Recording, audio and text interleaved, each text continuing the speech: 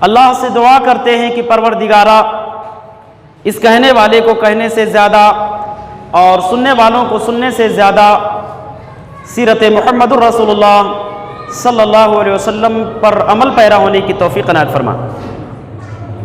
حضرات، اس سے پہلے نشست کے اندر ہماری اور آپ کی گفتگو کا جو اختتام ہوا تھا اس بات پر کہ اللہ عز و جل نے اپنے نبی کی بعثت کے لیے، اپنے نبی کی ولادت کے لیے موسموں کا بھی بھرپور خیال رکھا تھا۔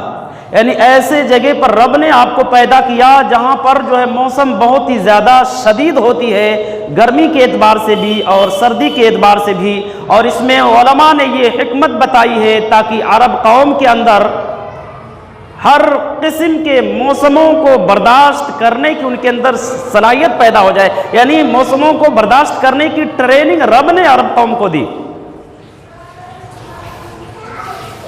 اور حضرات، آپ صلی اللہ علیہ وسلم کی بعثت سے پہلے لوگ جہالت کی انتہا کو پہنچے ہوئے تھے،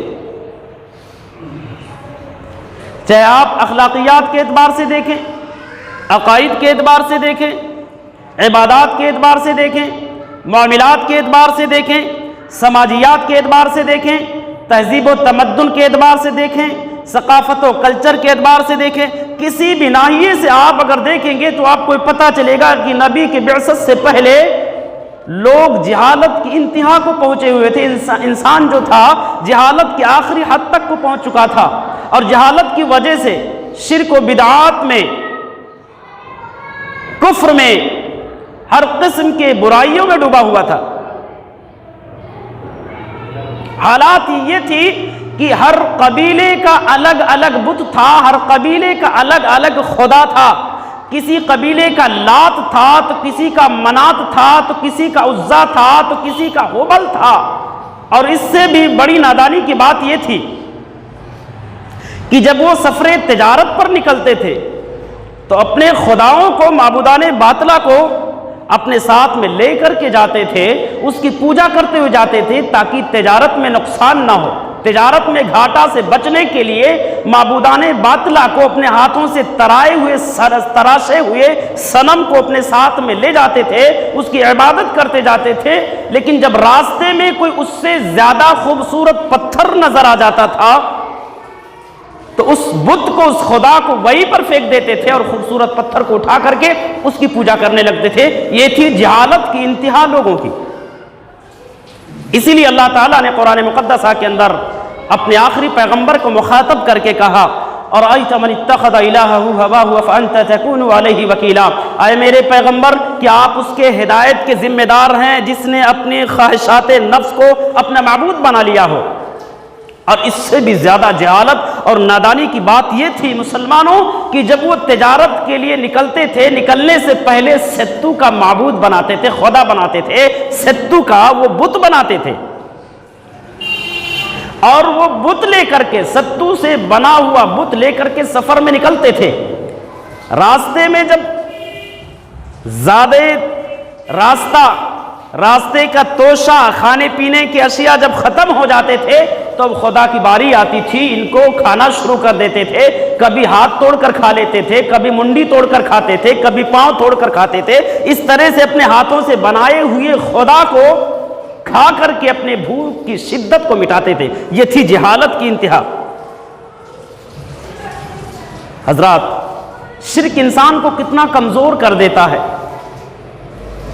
شرک انسان کو کس طرح سے ذلت کی گھاٹی میں ڈھکیل دیتا ہے، کس قدر ذلیل کرتا ہے۔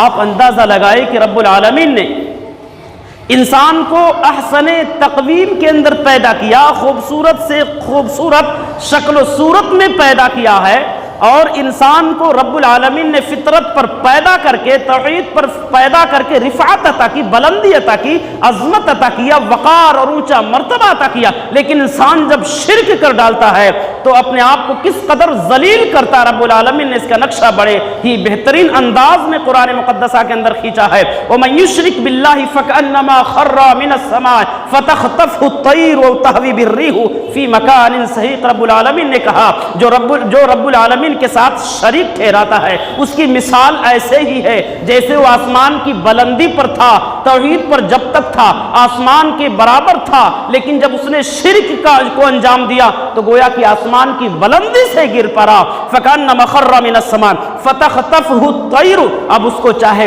پرندے نگل جائیں، اچک لیں، او تہوی بہ الریح فی مکان سحیق، یا تیز ترار ہوا کہیں دور دراز چٹین میدان میں لے جا کر کے پھینک دے، یعنی اس کا کوئی محافظ نہیں ہوتا ہے۔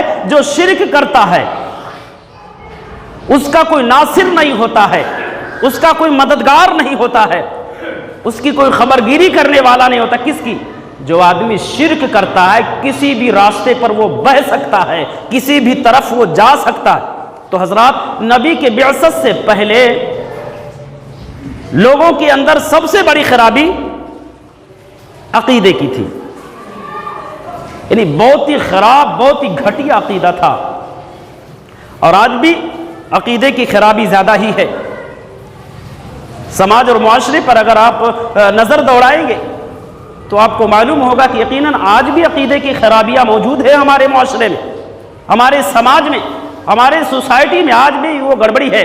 اور دوسری خرابی، بڑی جھگڑالو قوم تھی قوم عرب، بڑی جھگڑالو، بڑی لڑاکو قوم تھی۔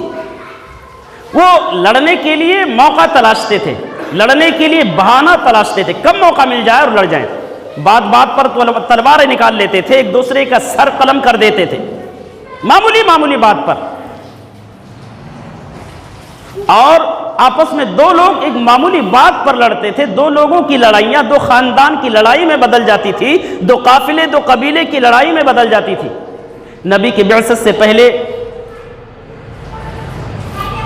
عرب کے اندر ایک عظیم جنگ ہوئی، اور وجہ گھوڑے کا مقابلہ، دو لوگوں میں گھوڑے کا مقابلہ ہوا، گھوڑا دوڑانے کا۔ ایک شخص جیتا اور ایک ہار گیا۔ ہارنے والے شخص نے اپنی بے عزتی محسوس کی، جیتنے والے پر حملہ کر دیا، دونوں آپس میں لڑنے لگے، دونوں نے اپنے اپنے خاندان کے لوگوں کو پکارا، وہ دو لوگوں کی لڑائی دو خاندان کی لڑائی میں بدل گئی، اور 40 سال تک وہ مسلسل لڑتے رہے۔ اللہ، یہ تھی ان کی جہالت، یعنی لڑنے کے لیے انہیں کوئی نہ کوئی بہانہ چاہیے تھا، بہانہ تلاشتے تھے، کب موقع مل جائے اور لڑ لیں۔ اور ہم لڑائی سے بچنے کے لیے بہانہ تلاشتے، کوئی بھی موقع مل جائے ہم بچ جائیں لڑائی سے۔ نبی کے بعثت سے پہلے امت عرب کا، قوم عرب کا یہ حال تھا۔ ایک اور خرابی تھی اس قوم کے اندر، لڑکیوں کی ولادت اور اس کی پرورش کو بہت ہی زیادہ ننگوار سمجھتے تھے، بہت ہی زیادہ اپنی بے عزتی اور کمتری محسوس کرتے تھے لڑکیوں کی پرورش کرنے کو۔ کیوں؟ اس سے پہلے جمعے کے اندر میں نے بتایا تھا کہ قوم عرب بہت ہی باغیرت قوم تھی، بہت ہی زیادہ غیور تھے وہ لوگ۔ وہ یہ سوچتے تھے کہ لڑکی پیدا ہوگی، بڑی ہوگی، شادی کرنا پڑے گا، داماد آئے گا، داماد کے سامنے سر جھکا کر کے چلنا پڑے گا۔ یہ بات، یہ سر جھکا کر کے چلنے والی بات کسی بھی اعتبار سے ان کو قابل قبول، کسی بھی اعتبار سے ان کو برداشت نہیں تھی۔ اس لیے بچپن ہی میں اپنی بچیوں کو وہ زندہ دفن کر دیتے تھے۔ اور آج ہم زندہ دفن نہیں، اس سے بھی زیادہ خطرناک ہماری حرکتیں ہیں، نطفے ہی کو ہم باہر کروا دیتے، کریٹنگ کروا دیتے، صفائی کروا دیتے ہیں۔ اور نہ جانے کتنی عورتیں معزز گھرانے میں رہتے ہوئے بھی، صحیح العقیدے گھرانے میں رہتے ہوئے بھی آپریشن کا معاملہ تو بڑی زور و شور پر ہے، بس 2 بچے 3 بچے سے زیادہ نہیں چاہیے۔ قرآن کہتا ہے کائنات کے لوگوں رزق ہم دیتے ہیں. اللہ نے قرآن میں کہا رزق کے دینے والے ہم ہیں. وَلَا تَقْتُلُوا أَوْلَادَكُمْ خَشْيَةَ إِمْلَاقٍ نَحْنُ نَرْزُقُهُمْ وَإِيَّاكُمْ. تم کو بھی میں کھلاتا ہوں, تمہاری اولاد کو بھی میں ہی کھلاؤں گا. لہذا رزق کی تنگی سے, معاشیات کی تنگی کو دیکھ کر کے اپنی اولاد کو قتل نہ کرو. گھر چھوٹا پڑ جائے گا, رزق کہاں سے لائیں گے, دوائی درپن کا انتظام کہاں ہوگا, کیسے کریں گے. تو آج اگر دیکھا جائے مسلمانوں, ہم ان سے بھی زیادہ بدتر ہو چکے. یعنی اللہ پر سے توکل, اللہ کا سے جو ہے بھروسہ ہمارا تھا وہ اٹھ چکا ہے. تو وہ اپنی بچیوں کو زندہ ہی دفن کر دیتے تھے. آپ نے ایک واقعہ بارہا سنا ہوگا, نبی کی خدمت میں ایک صحابی رسول آتے ہیں, کہتے ہیں اللہ کے نبی میں وہ باپ ہوں جس باپ نے اپنے انہی ہاتھوں سے 8 بچیوں کو زندہ دفن کیا ہے. اللہ اکبر. میں وہ باپ ہوں جس باپ نے انہی ہاتھوں سے 8 بچیوں کو زندہ دفن کیا ہے, اپنی سگی بچیوں کو. کیسا سماج تھا مسلمانوں, کیسا معاشرہ تھا, کیسی سوسائٹی تھی. ان کی غیرت یہ بالکل منظور نہیں کرتی تھی, بالکل برداشت نہیں کرتی تھی وہ کہ ان کا کوئی داماد بنے. یہ دامادی والا رشتہ انہیں منظور نہیں تھا کہ داماد کے سامنے جھک کر کے چلنا پڑے گا, قطعاً انہیں برداشت نہیں تھا. کیسا سماج تھا. صحابی رسول نے کہا اللہ کے نبی اب میرے گناہوں کی معافی کیسے ہو سکتی ہے. اللہ کے نبی نے کہا 8 غلام کو آزاد کر دو, 8 غلاموں کو آزاد کروا دو, اللہ گناہ معاف کر دے گا. صحابی رسول نے کہا اللہ کے نبی میں اتنا مالدار تھوڑی نہ ہوں, اتنا مالدار نہیں ہوں کہ میں 8 غلاموں کو آزاد کروا دوں. اللہ کے نبی نے کہا پھر 8 اونٹوں کی قربانی دے دو, صدقہ کر دو 8 اونٹوں, اللہ تمہارے گناہوں کو معاف کر دے گا. یعنی کیسا سماج تھا وہ, کیسا معاشرہ تھا وہ. اس معاشرے کو اللہ تعالیٰ نے قرآن مقدس کے اندر اس انداز میں بیان کیا کہ وَإِذَا بُشِّرَ أَحَدُهُم بِالْأُنثَىٰ ظَلَّ وَجْهُهُ مُسْوَدًّا وَهُوَ كَظِيمٌ. کہ جب کسی کے گھر میں لڑکی کی پیدائش ہو جاتی تھی تو ماتم کا ماحول برپا ہو جاتا تھا اس گھر کے اندر. وہ باپ بہت ہی زیادہ ننگوار محسوس کرتا تھا, شرمندگی محسوس کرتا تھا, اپنے گھر میں اپنے آپ کو چھپا کے رکھتا تھا, سماج اور معاشرے میں شرمندگی کی وجہ سے نہیں نکل پاتا تھا. یہ حالت تھی نبی کائنات جناب محمد الرسول اللہ صلی اللہ علیہ وسلم کے بعثت سے قبل. لیکن مسلمانوں ایک بات یاد رکھنا, جو سماج, جو معاشرہ, جو سوسائٹی اس قدر کفر, بدعات, خرافات اور ہر قسم کے جرائم سے بھرا ہوا تھا, جہاں پر لوگ ان سارے جرائم سے گھرے ہوئے تھے, اسی سماج میں, اسی معاشرے میں, اسی سوسائٹی میں, اسی جو ہے ملک اور شہر میں, اسی بستی میں کچھ ایسے لوگ بھی تھے جو عقیدہ توحید پر گامزن تھے, فطرت پر ثابت قدم تھے اور اس کو صحیح بھی مانتے تھے. ان کا دل انہیں, ان کا ضمیر انہیں پکار پکار کر کہہ رہا ہوتا تھا کہ اللہ ایک ہے, معبود ایک ہے, معبود ایک ہے. ان تمام جرائم کو وہ جرم تصور کرتے تھے, غلط سمجھتے تھے. انہی میں سے ایک نام عمر بن عنبسہ رضی اللہ تعالیٰ عنہ ہیں, جو بعد میں نبوی زمانہ پا کر کے صحابی رسول بنے, اسلام لائے. اسی طریقے سے قص بن سعید الایادی رضی اللہ تعالیٰ عنہ ہیں. انہی میں سے ایک نام زید بن عمر بن نفیل رضی اللہ تعالیٰ عنہ ہیں. یہ وہ صحابی ہیں جو نبی کے ولادت سے پہلے نبی پر ایمان لانے کا اعلان کر دیا تھا. عامر بن ربیعہ رضی اللہ تعالیٰ عنہ کو انہوں نے سمجھایا کہ آخری نبی کی ولادت ہونے والی ہے, میں درازی عمر کو پہنچ چکا ہوں, اگر اللہ مجھے زندہ رکھا تو محمد الرسول اللہ صلی اللہ علیہ وسلم پر ایمان لاؤں گا, اس کا نام احمد ہوگا, جو آخری نبی ہوگا. ابھی پیدا نہیں ہوئے تھے, لیکن زید بن عمر بن نفیل نے دیگر آسمانی کتابوں کا مطالعہ کر کے, یہود و نصارہ سے تحقیق کر کے, ان کی کتابوں کو پڑھ کر کے انہیں یقین ہو گیا تھا کہ آخری نبی آنے والا ہے, اس کا نام احمد اور محمد ہوگا. عامر بن ربیعہ سے انہیں کہا, عامر بن ربیعہ سے انہوں نے کہا کہ جب محمد الرسول اللہ آئیں گے, آپ جب ان پر ایمان لانا تو میرا سلام کہنا, اگر زندہ رہا تو میں ایمان لاؤں گا, اور زندہ نہ بھی رہا تو میرا سلام کہنا محمد الرسول اللہ صلی اللہ علیہ وسلم سے. یہ وہ شخصیت ہے جب لوگوں کو دیکھتے تھے شرک کرتے تو منع کرتے تھے, جب لوگوں کو دیکھتے تھے کہ لوگ اپنے جانوروں کو، بکریوں کو لے جا کر کے معبودان باطلا کے سامنے ذبح کرنے والے ہیں تو ان کے سامنے آ جاتے تھے، آڑے آتے تھے اور کہتے تھے الشاۃ خلقها اللہ، الشاۃ خلقها اللہ وانزل لها من السماء ماء وانبت لها من الارض نباتا ثم تذبحونها على اسم غیر اللہ۔ کائنات کے لوگوں، یہ اس بکری کو اللہ نے پیدا کیا، اسے سیراب کرنے کے لیے آسمان سے بارش رب نے نازل کیا، اس کے خوراک کے لیے اللہ نے زمین سے پودوں کو اگایا، اور ذبح کرنے کی، قربانی کی بات جب آتی ہے غیر اللہ کے نام پر لے جا کر ذبح کرتے ہو۔ کیسی جہالت ہے! پیدا کیا اللہ نے، کھلایا اللہ نے، پلایا اللہ نے، جلایا اللہ نے، اور جب ذبیحے کی بات آتی ہے، قربانی کی بات آتی ہے تو غیر اللہ کے نام پر ذبح کرتے ہو۔ کیسا دماغ ہے تمہارا! اس زمانے میں بھی یہ زید بن عمر بن نفیل کا یہ تقیہ کلام تھا، ان کی یہ دعوت اور ان کا یہ اعلان تھا، دینی دین ابراہیم و الہی الہ ابراہیم، میرا دین دین حنیف ابراہیم ہے، میرا معبود وہی معبود ہے جو ابراہیم کا معبود تھا۔ اور جب کسی کو دیکھتے کہ وہ اپنی بچی کو زندہ دفن کرنے کے لیے لے جا رہا ہے تو آگے بڑھ کر کے اس سے اس کی بچی کو چھین لیتے تھے، کہتے تھے کہ جب تم پال نہیں سکتے ہو، اس کی پرورش کرنے سے قاصر ہو، عاجز ہو، تو مجھے دے دو، میں اس کو پال لوں گا، اس کی پرورش کر لوں گا۔ یعنی اس سے پتہ چلتا ہے کہ دور جاہلیت میں بھی کچھ لوگ ایسے تھے جو عقیدہ توحید پر قائم تھے،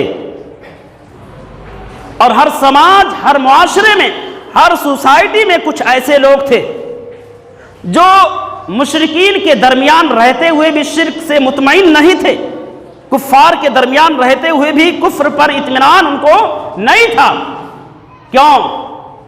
اس لیے کہ ان کے اندر وہ چنگاری تھی، توحید کی وہ چنگاری تھی جو رب العالمین نے ہر بندے کے اندر ودیت کی ہوتی ہے، کل مولود یولد علی الفطرہ، یہ فطرت کی چنگاری، یہ توحید کی چنگاری ہر بندے کے اندر ہوتی ہے۔ بعض بندوں کی چنگاریاں ٹمٹمائی ہوئی ہوتی ہیں، ٹمٹماتی رہتی ہیں، اور ان چراغوں کو ہمیں اور آپ کو روشنی دینے کی ضرورت ہے، اس کی روشنی کو بڑھانے کی ضرورت ہے۔ یہ واقعات ہمیں یہ میسج دیتے کائنات کے لوگوں، ایسے لوگوں کو تلاش ہو جن کی توحید کی چنگاریاں جو بجھنے کے قریب ہوتی ہے، اور تلاش کر کے جن کا ضمیر جو ہے انہیں پکار کر کے کہہ رہا ہوتا کہ معبود ایک ہے، اللہ ایک ہے، جو کفار اور مشرکین کے درمیان رہتے ہوئے بھی کفر اور شرک سے بیزار ہوتے ہیں۔ ایسے لوگوں کو، ایسے غیر مسلم بھائیوں کو تلاشنے کی ضرورت ہے کہ ہمارا کون غیر مسلم بھائی ہے جو اسلام سے محبت کرتا ہے، اس پر ہمیں معمولی محنت کرنے کی ضرورت ہے، اس کے بجھتے ہوئے توحیدی چراغ کو روشنی دینے کی ضرورت ہے، اس کو اور زیادہ دھکانے کی ضرورت ہے۔ انشاءاللہ العظیم وہ اسلام سے اتنا متاثر ہوگا کہ وہ اسلام قبول کر لے گا۔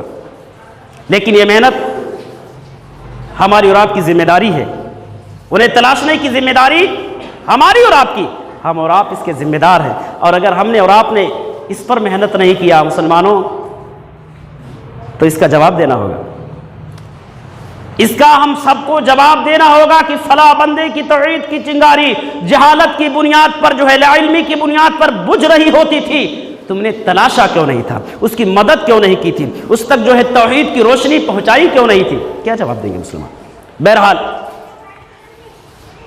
معزز سامعین، نبی کریم جناب محمد الرسول اللہ صلی اللہ علیہ وسلم کے ولادت سے پہلے مکے کے اندر دو عظیم واقعات رونما ہوئے، اور یہ دونوں واقعات قدرت کے جانب سے آپ صلی اللہ علیہ وسلم کی بعثت کی طرف، آپ کی ولادت کی طرف اشارہ تھا۔ یعنی آپ صلی اللہ علیہ وسلم کی ولادت کے تمہیدی طور پر رب العالمین نے دنیا والوں کو دو عظیم نشانیاں، دو عظیم علامات دکھائیں۔ پہلی نشانی بیر زمزم کا دریافت،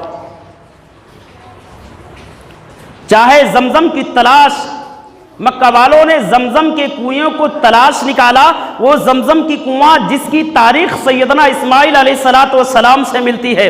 آپ جانتے ہیں کہ ابراہیم علیہ السلام نے مکے کے بے آب و گیاہ زمین میں اپنی بیوی ہاجر کو اور بیٹے اسماعیل کو چھوڑ کر کے وہاں سے چلے آئے۔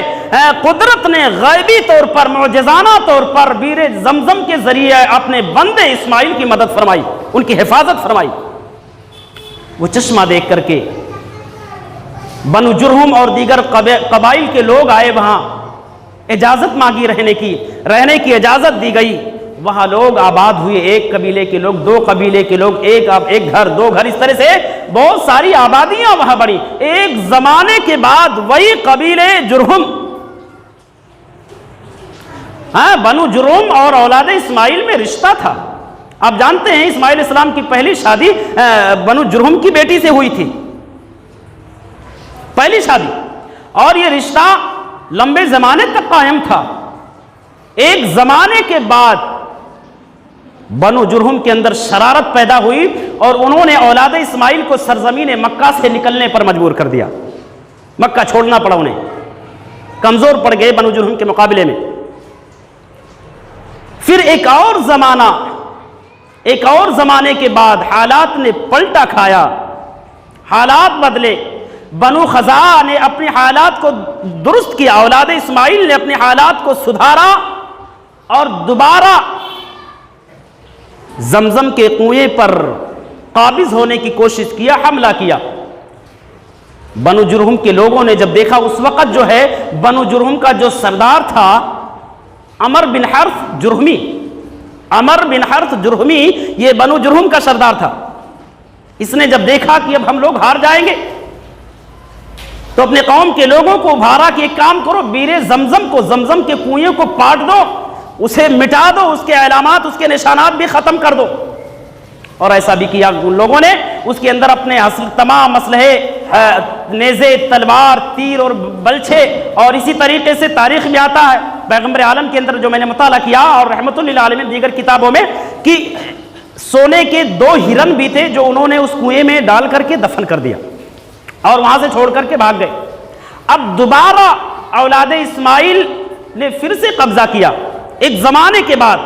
اب لوگ صرف یہ جانتے تھے مکے کے اندر زمزم نامی ایک کنواں تھا، لیکن کنواں کہاں تھا کسی کو پتہ نہیں تھا، اس کے علامات، اس کے نشانات بھی مٹ چکے تھے۔ لوگ جانتے تھے زمزم نامی کنواں تھا جس سے مکہ والے اور حجاج کرام، خانہ کعبہ کی زیارت کرنے والے زائرین حضرات جو ہے اس کنویں سے سیراب ہوتے تھے، لیکن کنواں کہاں تھا، کہاں، یہ کسی کو پتہ نہیں تھا۔ ایک لمبے زمانے کے بعد انہوں نے واپس لیا تھا مکہ کو، خانہ کعبہ کو۔ لیکن جب نبی کے ولادت کا زمانہ قریب آیا تو مکہ والوں نے قدرت کی مدد سے، رب العالمین کی مدد سے اس کنویں کو کھوج نکالا۔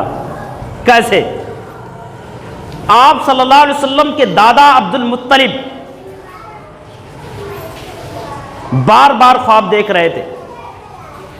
خواب میں آپ سے کوئی یہ کہہ رہا تھا کہ زمزم کا کنواں آپ کھودو، زمزم کے کنویں کی کھدائی کرواؤ، اور آپ کو اس جگہ کو بھی دکھایا گیا جہاں پر زمزم کا کنواں تھا، بطور علامت، بطور نشان کچھ چیزیں بھی دکھائی گئی کہ جب آپ جا کر کے وہاں دیکھیں گے آپ کو چیونٹیوں کے سوراخ ملیں گے۔ چیونٹی سمجھ رہے، مونگی، مونگیوں کے سوراخ ملیں گے آپ کو، اور جب صبح جا کر کے آپ وہاں دیکھیں گے تو کوا چوچ مار رہا ہوگا، جہاں چوچ مار رہا ہوگا سمجھ جانا کہ زمزم کا کنواں یہی ہے، اسی کے نیچے ہے۔ عبد المطلب اپنے بڑے بیٹے حارث کو لے کر کے وہاں پر گئے تو ویسے ہی انہوں نے اس جگہ کو پایا جیسا کہ انہوں نے خواب میں دیکھا تھا، جیسا کہ ان کو خواب دکھایا گیا تھا۔ اپنے بچے کے ساتھ مل کر کے زمزم کے کنویں کی کھدائی کرنا شروع کر دیے۔ عبد المطلب جو محمد الرسول اللہ صلی اللہ علیہ وسلم کے دادا تھے، 3 دن کی کھدائی کے بعد انہیں یقین ہو گیا کہ یقیناً ہم زمزم کے کنویں کی تلاش کر چکے ہیں، اس کی دریافت ہم نے مکمل کر لی ہے۔ اس کے اندر بنو جرہم کے نیزے، تلواریں، بھالے، بلچھے اور ان کے دیگر اسلحے، اور یہ سونے کی جو 2 ہرن تھے میں نے بتایا وہ بھی ان سب کو، وہ ساری چیزیں ان کو ملی۔ یہ خبر پورے مکے میں پھیل گئی، بہت سارے قبائل کے لوگ آئے، انہوں نے مزاحمت کیا، بحث و تکرار کیا کہ عبد المطلب اس اعجاز میں ہمیں بھی حصہ دیجئے، اس شرف میں ہمیں بھی شامل کیجئے۔ لیکن عبد المطلب کسی بھی سطح پر ماننے کے لیے تیار نہیں تھے۔ وہ یہی کہتے تھے کہ یہ شرف میرا ہے، یہ اعجاز رب نے مجھے دیا ہے، اس کی کھدائی میں ہی کروں گا۔ بہت ہی زیادہ مزاحمت کے بعد، بحث و تکرار کے بعد یہ طے ہوا کہ یہ اعجاز عبد المطلب کا حق ہے، یہ ان کا حصہ ہے، لہذا کسی اور کو نہیں دیا جا سکتا۔ چنانچہ عبد المطلب نے بیر زمزم کی کھدائی جب مکمل کر لی تو دوران خدائی جو مسائل درپیش تھے، جو مشکلات ان کے ساتھ تھے، جن مشکلات کا سامنا کرنا پڑا تھا، ان کو یاد کر کے عبد المطلب نے کہا کہ یا اللہ اگر تو نے مجھے 10 بیٹوں کو دیا تو ان میں سے ایک بیٹے کو میں تیرے نام پر قربانی کروں گا، خانہ کعبہ کے پاس لے جا کر کے۔ بلاخر رب العالمین نے عبد المطلب کو 10 اولاد عطا فرمایا، بعض روایت کے مطابق 11، بعض کے مطابق 12، بعض کے مطابق 13، لیکن راجح قول کے مطابق رب العالمین نے جب آپ کو 10 بیٹوں سے نوازا، وہ بیٹے آپ کے ساتھ آپ کا ہاتھ بٹانے کے قابل ہوئے۔ عبد المطلب نے اپنی نظر اپنے بیٹوں کے سامنے رکھا کہ بیٹا اس طرح سے میں نے نظر مانی، کیا کروں؟ بیٹے بڑے فرما بردار تھے، بہت ہی زیادہ فرما بردار تھے، بہت ہی زیادہ مطیع تھے۔ تمام بیٹوں نے بیک وقت لبیک کہا کہ ابو جان بالکل آپ اپنی نظر پوری کر سکتے، لیکن اب کس کو ذبح کریں؟ 10 بیٹے ہیں۔ آپسی مشورے کے تحت یہ طے پایا گیا کہ آپ قرآن اندازی کریں، قرآن میں جس کا نام نکلے گا اس کو ذبح کر دینا۔ قرآن اندازی کیا گیا، آپ کے سب سے چہیتے، سب سے حسین و جمیل، سب سے ہوشیار، دانشمند، سب سے چھوٹے بیٹے عبداللہ کا نام نکلا۔ یہ وہ عبداللہ تھے جو آگے چل کر کے ہمارے اور آپ کے آخری نبی جناب محمد الرسول اللہ صلی اللہ علیہ وسلم کے باپ بننے والے تھے۔ یہ وہی عبداللہ تھے جو آگے چل کر کے جن کے نطفے سے سرزمین مکہ میں آفتاب رسالت طلوع ہونے والا تھا، یہی عبداللہ تھے۔ نظر مانی تھی، نظر کو پوری کرنا تھا۔ آپ کے دادا عبد المطلب بھی بڑے متقی تھے، مسلمانوں بڑے پرہیزگار تھے، مستجاب الدعوات تھے۔ یہ دادا عبد المطلب مستجاب الدعوات تھے، بڑے شریف النسل تھے، بڑے اعلیٰ وارثہ خاندان سے تھے، اور ان کی تقوی، ان کی شرافت، ان کی صداقت کا چرچا پورے جزیرۃ العرب میں تھا۔ نظر مانی ہے، پورا کرنا ہے۔ چھری کو تیز کیا، اپنے بیٹے عبداللہ کو زمین پر لٹایا۔ پورے مکہ کے اندر سنسنی خیز خبر پھیل گئی کہ عبد المطلب اپنے سگے بیٹے، سب سے چھوٹے بیٹے عبداللہ کو ذبح کرنے جا رہے۔ قبائل قریش اکٹھا ہوئے، کہنے لگے عبد المطلب یہ کیا کر رہے ہو؟ آپ کے پیشانی پر خون کا الزام لگایا جائے گا، اور اگر آپ نے یہ کارنامہ انجام دے دیا تو یہ بھی ایک طریقہ رائج ہو جائے گا کہ لوگ اپنے جوان بیٹوں کو ذبح کرنے لگیں گے، پوری انسانیت تباہ ہو جائے گی۔ ایسا نہ کیجئے، ہرگز نہ کیجئے۔ کسی بھی طرح سے عبد المطلب ماننے کے لیے تیار نہیں تھے، یہاں تک کہ حضرت عباس کے بارے میں آتا ہے اور بعض روایت کے مطابق ابو طالب کے بارے میں آتا ہے کہ دیگر بیٹوں کے بارے میں آتا ہے کہ انہوں نے سختی سے جب عبداللہ کو لٹائے تھے تو آپ کے گھٹنے کے نیچے سے عبداللہ کو تیزی سے کھینچ لیا، یہ ابو جان ایسا مت کیجیے۔ دیگر قبائل قریش بھی انہوں نے بھی منع کیا۔ عبد المطلب نے کہا کہ جو میں نے نظر مانی ہے اس کا کیا کروں؟ قبائل قریش نے مشورہ دیا کہ آپ جانتے ہیں کہ ہمارے مکہ کے اندر ایک مشہور کاہنہ، مشہور عرافہ ہے، اس کے پاس چلیں، اس کا کوئی بہتر راستہ وہ بتائے گی۔ چنانچہ عبد المطلب مان گئے، اپنے بیٹے عبداللہ کو لے کر کے اس عرافہ کے پاس گئے۔ وہ عرافہ نے جب آپ کے بیٹے عبد المطلب کے بیٹے عبداللہ کو جب دیکھی تو اتنا زیادہ فائق ہو گئی، اتنا شائق ہو گئی عبداللہ کا، چونکہ اس نے عبداللہ کے پیشانی پر نبوت کی چمک دیکھی تھی، اس کو یقین ہو گیا تھا یہ وہ بچہ ہے جس بچے سے آگے چل کر کے آخری پیغمبر پیدا ہونے والا ہے۔ وہ اپنے طرف سے اپنا دل دے بیٹھی تھی۔ کتنے شریف تھے آپ صلی اللہ علیہ وسلم کے والد محترم عبداللہ۔ یہ اور بات ہے کہ آپ ایمان نہیں لا پائے اور ایمان لانے کا موقع نہیں ملا، لیکن کتنے شریف تھے۔ ہر ممکن اس نے کوشش کر ڈالی اس عرافہ نے کہ عبداللہ کے ساتھ میں صحبت کر لوں، غلط کام کر ڈالوں، لیکن کسی بھی طرح سے عبداللہ اس کام کے لیے تیار نہیں ہوئے۔ پورا معاملہ بتایا گیا۔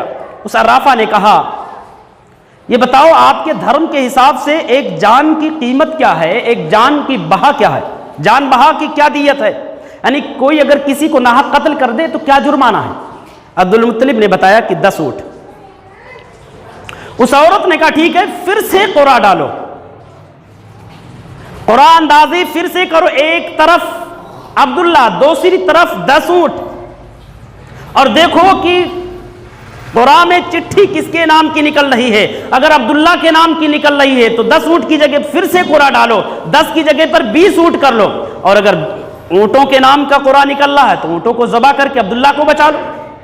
یعنی اس وقت تک قرآن ڈالتے رہو، 10 اونٹ بڑھاتے رہو جب تک کہ اونٹوں کے نام کی چٹھی نہ نکلے۔ چنانچہ عبد المطلب نے ایسا ہی کیا، 10 اونٹ، 20 اونٹ، 30، 40، 50، 60، 70، یہاں تک کہ جب 100 اونٹ تک پہنچ گئے تو چٹھی اونٹوں کے نام کی نکلی، قرآن کس کے نام کا نکلا؟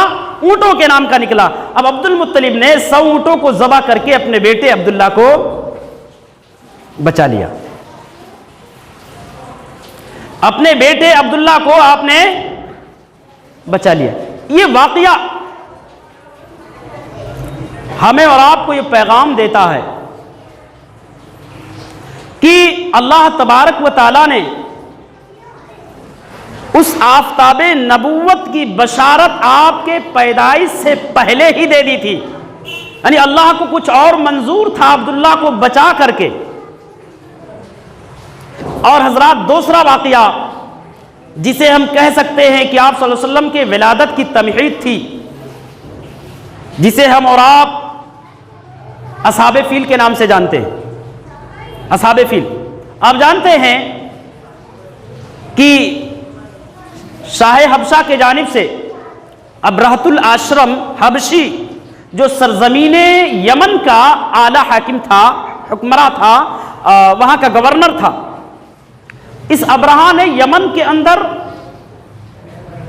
مکہ کے ٹائپ کا ایک گرجا گھر بنوایا، خانہ کعبہ کے شکل کا ایک گرجا گھر بنوایا، اس عقیدے کے ساتھ کہ اب لوگ ہمارے یمن میں آئیں گے، لوگ اس کی زیارت کرنے کے لیے آئیں گے، اور اس نے چیلنج بھی کیا تھا کہ لوگ خانہ کعبہ کی زیارت بند کر دیں گے، ہمارے یہاں آئیں گے۔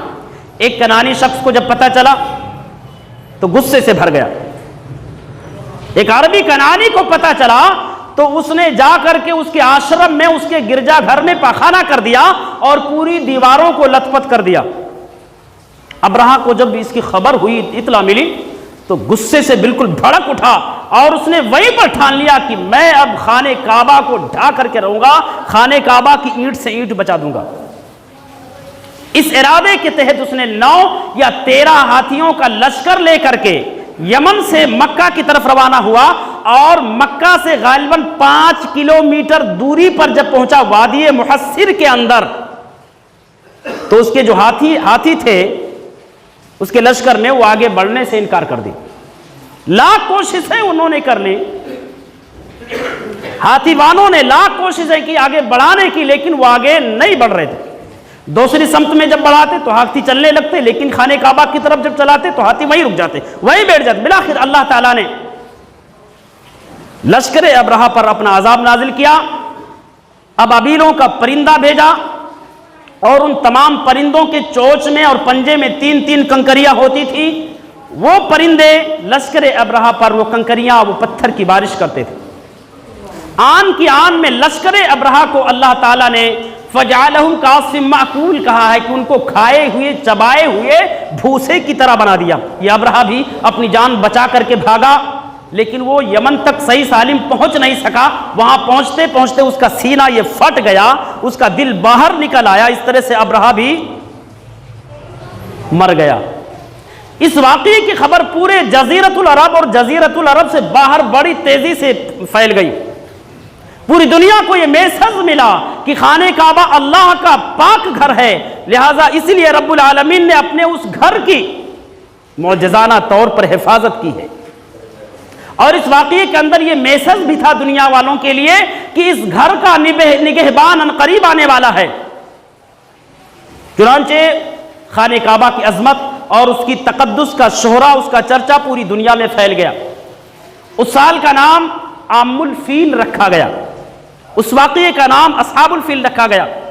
ٹھیک اس واقعے سے کہ جو ہے 50 یا 55 دن کے بعد سرزمین مکہ میں قبائل قریش کے مشہور خاندان بنو ہاشم میں آفتاب رسالت نمودار ہوا، جو عربی تاریخ کے اعتبار سے 1 عام الفیل، راجح قول کے مطابق 9 ربیع الاول علی الاختلاف 10، 11، 12، 1 عام الفیل 9 ربیع الاول کو آفتاب رسالت آمنہ کے گود میں نمودار ہوا، آمنہ کے بطن سے پیدا ہوئے، اور عیسوی سن کے حساب سے غالباً 20 اپریل 21 اپریل 22 یا 23 اپریل 571 عیسوی کو، 20 21 22 23 اپریل 521 عیسوی کو، ان چاروں دنوں میں سے کسی دن، علی الاختلاف، راجح قول کے مطابق 22 اپریل، واللہ اعلم بالصواب۔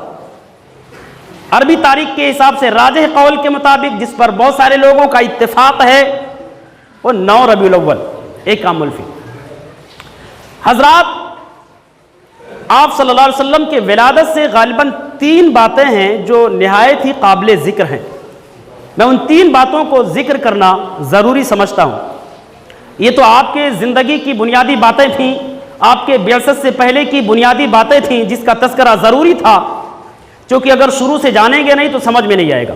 اور بڑے خوش نصیب ہیں وہ احباب جو ایسے محاضرات کو تلاش کر کے شریک ہوتے ہیں، اور بدنصیب ہیں وہ حضرات جو ایسے محاضرات کو سننے کے بعد بھی ان کے کان پر، ان کے دل پر جوں تک نہیں رینگتے اور یوں ایسے محاضرات کو نظر انداز کرتے رہتے ہیں۔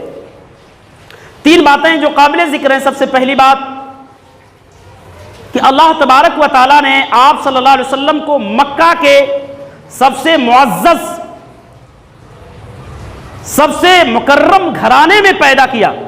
یوں کہہ لیجئے کہ آپ صلی اللہ علیہ وسلم اعلیٰ حسب و نسب والے تھے، اور آپ جانتے ہیں عربوں کے نزدیک حسب و نسب کی بڑی اہمیت ہوتی، اس لیے وہ اپنا شجرہ، اپنی تاریخ، اپنا حسب و نسب یہ محفوظ رکھتے ہیں، یعنی کون کس کا بیٹا، اس کا بیٹا کون تھا، اس کا باپ کون تھا، اس کا باپ کون تھا، یہ پوری ہسٹری، یہ پورا نسب کا جو سلسلہ ہے وہ محفوظ رکھتے ہیں، کیونکہ ان کے نزدیک وہی شخص کمانڈر بن سکتا، وہی شخص لیڈر بن سکتا، لیڈرشپ اس کو مل سکتی ہے جو اعلیٰ خاندان کا ہو، جو اونچے خاندان کا ہو۔ عام لوگوں کو لیڈر نہیں بناتے، اور ان کے نزدیک حسب و نسب کی کتنی اہمیت تھی آپ اس بات سے اندازہ لگا سکتے ہیں۔ انسان تو انسان، وہ قوم عرب جانوروں کے بھی حسب و نسب کو محفوظ رکھتی تھی، یعنی ان کے پاس جو گھوڑے ہوتے تھے ان گھوڑوں کے نام اور ہوتے تھے، اور وہ لکھ کر کے رکھتے تھے کہ اس کا باپ کون تھا، اس گھوڑے کا باپ کون تھا، اس گھوڑے کا باپ کون تھا۔ گھوڑوں کا بھی شجرہ، ان کا نسب نامہ، ان کی تاریخ ان کے پاس محفوظ پہلے بھی تھی، آج بھی ہے۔ اب آپ اندازہ لگائیں کہ جو قوم جانوروں کے نسب کو اتنی اہمیت دیتی ہو، وہ قوم اپنے نسب کو کتنی اہمیت دیتی ہوگی۔ بہرحال اللہ تبارک و تعالیٰ نے محمد الرسول اللہ صلی اللہ علیہ وسلم کو ایسے خاندان میں پیدا کیا جو حسب و نسب کے اعتبار سے بہت ہی اونچے تھے، اور وہ مکہ کا قریش خاندان تھا۔ قریش خاندان پورے جزیرۃ العرب میں نامی گرامی خاندان تھا، سب سے اعلیٰ اور سب سے اونچا خاندان مانا جاتا تھا۔ اسی خاندان کے اندر ایک مشہور خاندان بنو ہاشم کا تھا، اس خاندان میں اللہ تبارک و تعالیٰ نے محمد الرسول اللہ صلی اللہ علیہ وسلم کو پیدا کیا۔ اسی لیے اللہ کے نبی اکثر کہا کرتے تھے، ان اللہ اصطفیٰ کنانہ من ولد اسماعیل، رب العالمین نے اولاد اسماعیل سے کنانہ کو چن لیا، یعنی اولاد اسماعیل بہت زیادہ تھے، ان بہت زیادہ اولاد اسماعیل میں سے کنانہ کو چنا۔ وَاصْطَفَىٰ قُرَيْشًا مِّن كِنَانَہ، اور قریش کو کنانہ سے چن لیا، یعنی کنانہ کے بہت سارے اولاد تھے، بہت سارے اولادوں میں سے قریش کو چنا۔ وَاصْطَفَىٰ بَنِي هَاشِم مِّن قُرَيْش، اور بنو ہاشم کو قریش میں سے چنا۔ قریش کے بہت سارے افراد تھے، ان میں سے بنو ہاشم کو چنا۔ مزید کہا وَاصْطَفَانِي مِن بَنِي هَاشِم، اور بنو ہاشم کے بہت افراد تھے، ان میں سے اللہ نے مجھ کو چن لیا۔ یعنی اللہ کے نبی نے یہ کہا، پورے جزیرۃ العرب کے امامت کا ذمہ دار جن کو بنایا جاتا تھا وہ قبیلے قریش، اور قبیلے قریش کے جو ذمہ دار تھے وہ بنو ہاشم تھے۔ بنو ہاشم کے جو سردار تھے وہ محمد الرسول اللہ صلی اللہ علیہ وسلم تھے۔ پتہ چلا کہ محمد الرسول اللہ صلی اللہ علیہ وسلم حسب و نسب کے اعتبار سے بہت ہی زیادہ شریف، بہت ہی زیادہ پاکیزہ تھے، اور نعوذ باللہ آپ کے نسب میں کہیں بھی کوئی ناجائز نطفہ شامل نہیں تھا۔ پاکیزہ نسب، پاکیزہ سلسلہ، پاکیزہ ذریت، پاکیزہ خاندان، اور اللہ الحمدللہ ثم الحمدللہ آپ کا ددھیال بھی پاکیزہ تھا، آپ کا ننیحال بھی پاکیزہ تھا۔ ددھیال اور ننیحال جو سیدنا اسماعیل تک جا کر کے ملتی ہے، اس پورے نسب نامے میں تاریخ کے اندر کوئی ایک واقعہ ثابت نہیں کر سکتا کہ فلاں عورت بدکار تھی یا فلاں مرد بدکار تھا، ثبوت نہیں ملتا۔ تاریخ اس بات پر خاموش ہے، کیونکہ تھے ہی نہیں تو ثبوت کہاں سے دے گی۔ اسی لیے اللہ کے نبی جناب محمد رسول اللہ صلی اللہ علیہ وسلم کہا کرتے تھے کہ اللہ تبارک و تعالیٰ نے پورے جزیرت العرب میں باقاعدہ طور پر کلی طور پر قبیل قریش کا انتخاب کیا، اور قبیل قریش میں رب العالمین نے بنو ہاشم کا سلیکشن کیا، اور بنو ہاشم میں رب العالمین نے باقاعدہ میرا سلیکشن کیا۔ اس سے پتہ چلتا ہے کہ اللہ تبارک و تعالیٰ اپنے نبیوں کو ظاہری اور باطنی بہتوں خوبیوں سے نوازا تھا۔ اس دنیا کے اندر جتنے بھی نبی آئے، جتنے بھی رسول آئے، اللہ تبارک و تعالیٰ نے ظاہری طور پر بھی انہیں حسین و جمیل بنایا تھا، باطنی طور پر بھی رب نے انہیں حسین و جمیل بنایا تھا، روحانی طور پر بھی وہ حسین و جمیل تھے، شکل و صورت کے اعتبار سے بھی حسین و جمیل تھے، بے داغ اور بے عیب تھے۔ اللہ کے نبی نے معراج والی رات کا تذکرہ کیا، حدیث کے اندر بیان فرمایا کہ معراج کی رات میری ملاقات حضرت یوسف سے ہوئی۔ حضرت یوسف کو اللہ کے نبی بیان کر رہے ہیں کہ معراج کی رات میں جب حضرت یوسف کو میں نے دیکھا تو مجھ کو ایسا محسوس ہوا کأنہ اوتیا شطر الحسن، مجھے ایسا لگا کہ قدرت نے حضرت یوسف کو کائنات کا آدھا حسن و جمال دے دیا۔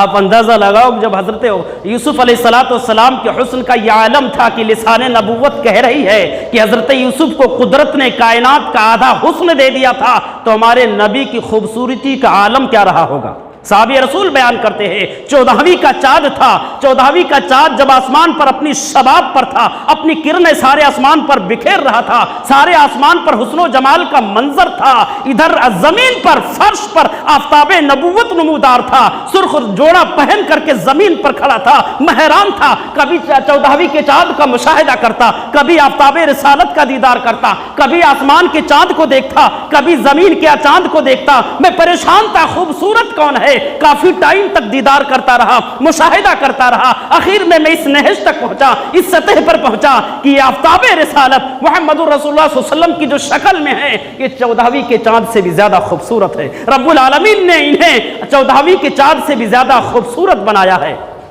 معزز سامعین، تو رب العالمین جو ہے اپنے نبیوں کو، اپنے رسولوں کو ظاہری اور باطنی تمام خوبیوں سے نوازا تھا۔ اور طاقتور کتنے تھے، کتنے طاقتور تھے۔ انس بن مالک رضی اللہ تعالیٰ عنہ بیان کرتے ہیں کہ کننا نتحدث انہ اعطی قوتا 30 رجلا۔ انس بن مالک بیان کرتے ہیں کہ ہم صحابہ آپس میں گفتگو کرتے تھے کہ رب العالمین نے اپنے نبی کو 30 آدمیوں کی طاقت دے رکھی ہے، یعنی بیک وقت 30 آدمیوں کو اٹھا کر پٹک سکتے ہیں، اتنی طاقت تھی اللہ کے نبی جناب محمد رسول اللہ صلی اللہ علیہ وسلم کے اندر۔ آپ جانتے ہیں جزیرت العرب کا اس زمانے میں ایک بڑا مشہور پہلوان تھا، بڑا بہادر تھا، پورے جزیرت العرب میں اس کی شہرت تھی، اس کی بہادری کا چرچا تھا، اس کی شہسواری عام تھی۔ کون تھا؟ رکانہ۔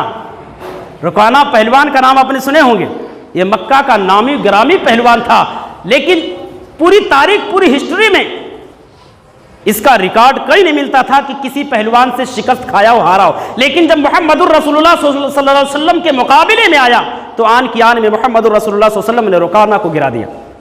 اسی طریقے سے آپ کی بہادری کے بارے میں جب غزوے خندق کی کھدائی صحابہ کرام کر رہے تھے، ایک بہت ہی بڑا چٹان آیا، صحابہ کرام نے اللہ کے نبی سے شکایت کی، اللہ کے نبی بڑا بھاری چٹان ہے، ٹوٹ نہیں رہا ہے۔ اللہ کے نبی نے اس بھاری چٹان کو جو کئی صحابہ کوشش کر کے جا چکے تھے، توڑ نہیں پائے تھے، آن کی آن میں تین وار میں اللہ کے نبی نے اس بھاری بھرکم چٹان کو ٹکڑے ٹکڑے کر دیا۔ یہ آپ کی طاقت تھی۔ اور حضرات، آپ کے ولادت کے تعلق سے جو 3 باتیں قابل ذکر تھی، پہلی بات آپ کا حسب و نسب، یعنی اعلیٰ حسب و نسب والے تھے۔ دوسری بات آپ صلی اللہ علیہ وسلم کی یتیمی ہے، دوسری بات آپ صلی اللہ علیہ وسلم کی یتیمی ہے۔ یتیمی کی حالت میں محمد الرسول اللہ صلی اللہ علیہ وسلم کی ولادت ہوئی۔ آپ جب اپنے والدہ محترمہ کے پیٹ میں 6 مہینے کے تھے، اسی وقت آپ کے والد محترم اس دنیا سے چلے گئے تھے، اور جب پیدا ہوئے، اپنے پیدائش کے 6 سال کی عمر کو جب پہنچے تو آپ کی والدہ ماجدہ بھی اس دنیا سے چلی گئی۔ گویا کہ آپ یتیمی کی حالت میں اس دنیا میں زندگی گزارے ہیں. آپ کی یتیمی کائنات کے تمام لوگوں کو یہ میسج دیتی ہے, یہ پیغام دیتی ہے کہ دنیا کے لوگوں اگر قدرت کسی کو یتیم بنائے تو اس پر الزام نہ دو کہ بچپن میں اللہ نے اس بچے کے والدین کا سایہ اٹھا کر کے اسے محروم کر دیا ہے. قدرت کو گالی نہ دو, اس پر الزام نہ لگاؤ, اس کے پیچھے رب کی بڑی حکمتیں ہوتی ہیں, بڑی منشا ہوتی ہے. رب العالمین کچھ نوازنا چاہتا ہے. آپ تاریخ کا مطالعہ کریں گے, تاریخ آپ کو بتائے گی اس دنیا میں بڑی بڑی شخصیتیں, بڑے بڑے علماء جو گزرے ہیں ان میں کثیر التعداد یتیموں کی رہی ہے. یعنی جو آج دنیا میں یتیم موجود ہے, اس دھرتی پر رہنے والے جو یتامہ موجود ہے, ان کے لیے باعث فخر کی بات ہے, اعجاز کی بات ہے کہ کائنات کا امام یتیم تھا. سب سے بڑی حکمت یہ تھی کہ رب العالمین آپ کو نبوت دینے والا تھا, بہت بھاری ذمہ داری دینے والا تھا. اس لیے اللہ نے چاہا کہ بچپن ہی سے اس کی ذمہ داری, اس کی تربیت, اس کی پرورش میں کروں. اس لیے تربیت کا ذمہ عرش والے نے خود لے لیا, کیونکہ کچھ بنانا تھا. محمد الرسول اللہ صلی اللہ علیہ وسلم کو کسی مقام پر فائز کرنا تھا. اب ایک حکمت یہ بھی تھی مسلمانوں, دنیا میں جتنے بھی یتیم ہیں وہ آگے چل کر بہت بڑے انسان بننے والے ہوتے ہیں. جتنے بھی یتیم ہیں ان میں سے اکثریت آگے چل کر بڑی شخصیت بننے والے ہوتی ہے یتیموں کی.